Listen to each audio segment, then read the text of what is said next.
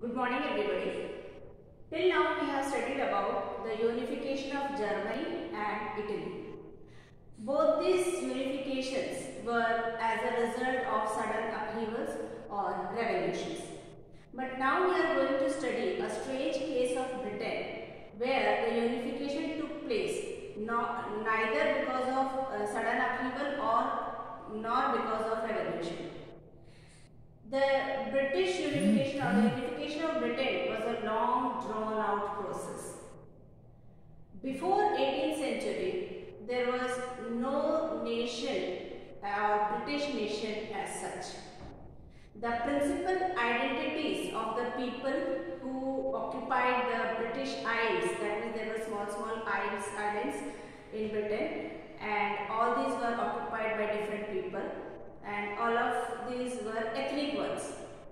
Now the major principalities or the principal religion or culture was either they used to speak Scottish language or Welsh or English or Irish. So these were the ethnic groups.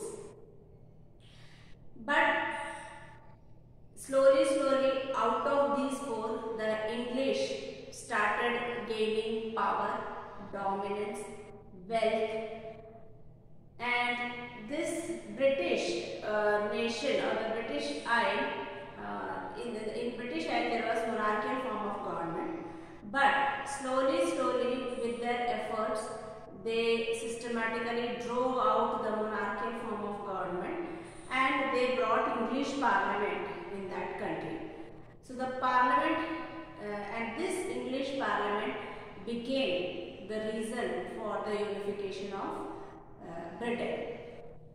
So before 18th century, the British nation, there was no British nation, and the primary identities of the people residing in the British Isles were ethnic ones. Each of these groups had their own cultural and political traditions, like Welsh people, Scottish people, Irish people, all had their own culture and traditions. But as England grew in wealth and power, so they started influencing the other nations. So the English Parliament was forged in the year 1688 when they drove out the monarchy, and this British Parliament was the instrument through which a nation state with England at its center came to be forged or came to be made.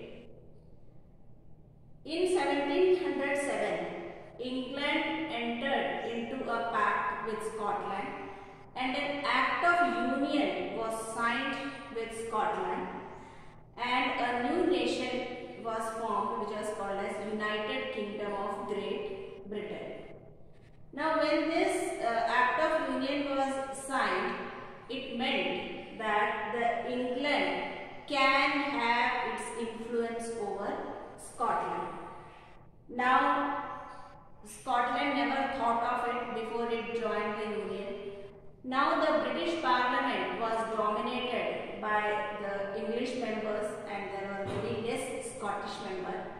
So Scotland's culture and its political institutions were systematically suppressed. Now in the Scottish Highlands, there were some Catholic group of people living in Scottish Highlands.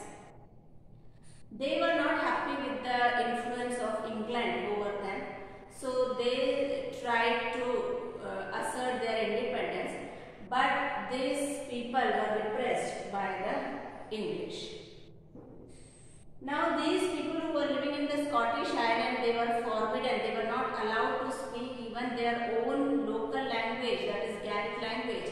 They were not allowed to wear their national dress, they were not allowed to speak their language, and they were also, many of them were driven out of their main homeland. So this way the Britain was, the English nation was dominating the Scotland. Now the same thing happened with another ethnic group which were called as Isles, or the area which is called as Ireland.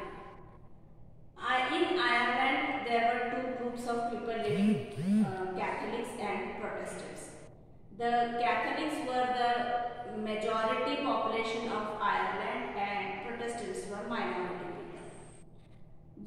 the English people were mainly Protestants.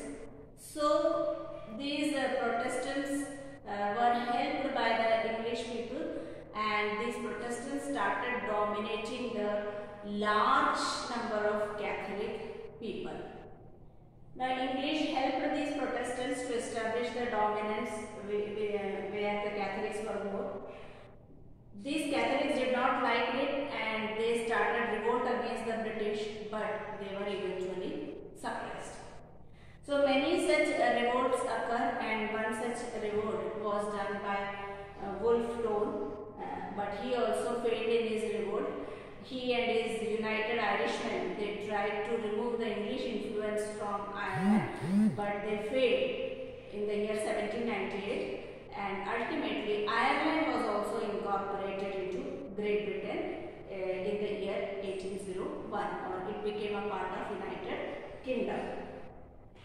Now, three ethnic groups joined together: Ireland, Scotland, and England, and a common nation was forged. A new British nation came into being, and this, in all three, the dominant culture was the English culture, and this new Britain, which we can call with England, with Scotland and Ireland as its part, in this new Britain, new things were promoted, new symbols were promoted, like they were having a common national anthem. All were asked to sing the same national anthem. The national anthem was God Save Our Soul, God Save Our Noble King, and there was a common flag which was called as Union Jack, and a common English language was forced upon these people. So in this way, we can say that the unification of Britain, or the Act of Union of 1707 and then 1801, which united many of the